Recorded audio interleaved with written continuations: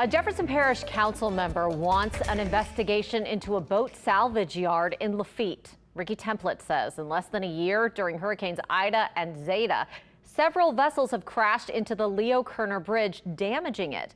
But as Paul Dudley reports, the owner of the company is defending himself, saying he did the best he could to prevent this from happening. The Leo Kerner Bridge is back open, weeks after officials say at least 3 vessels, including a barge, crashed into it during Hurricane Ida. Jefferson Parish City Council member Ricky Templet says the ships got loose from Tom's Marine and Salvage and destroyed the bridge. And Templet says this isn't the first time. Enough is enough.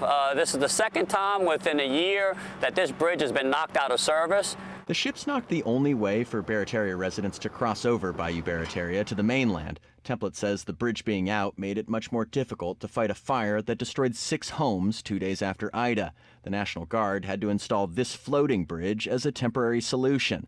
During Hurricane Zeta, Templet says the bridge was also knocked out by ships at Tom's Marine and Salvage. Cars had to be ferried across the bayou. Now Templet says he wants an investigation into the company he says is responsible. We had a unanimous vote from the whole council to do a total investigation, asking the DEQ, the state, the parish, as well as the Coast Guard to look at all permits that are granted through them and look at revoking those permits. I mean, we have about 2 foot of mercy here. We went to Tom's Marine and Salvage, where the owner, Tom Kaiden, was eager to tell his side of the story. The barge, he says, belonged to a friend. They secured it to 2 sunken shrimp boats and believed it would hold during the storm. When it got loose, Din says he tried to go after it with the captain of the barge, but the weather was too much to handle. It's so fast, I'm going to tell you, Mr. Paul, it's fast. It's running down the stream like 100 miles an hour.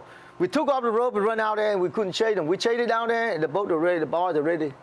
Here's the bridge. Din says since the storm, his business has taken a hit. He says an investigation is not necessary and that he tried everything he could to prevent this from happening. I went out there, I risked my life out, and I didn't worry about anything. I was worried about the public here, people here. If they hit the bridge, it's going to be a problem. These are people's homes, families. Templet, on the other hand, says the company has a total disregard for the safety of the citizens of Jefferson Parish and believes an investigation will prove that.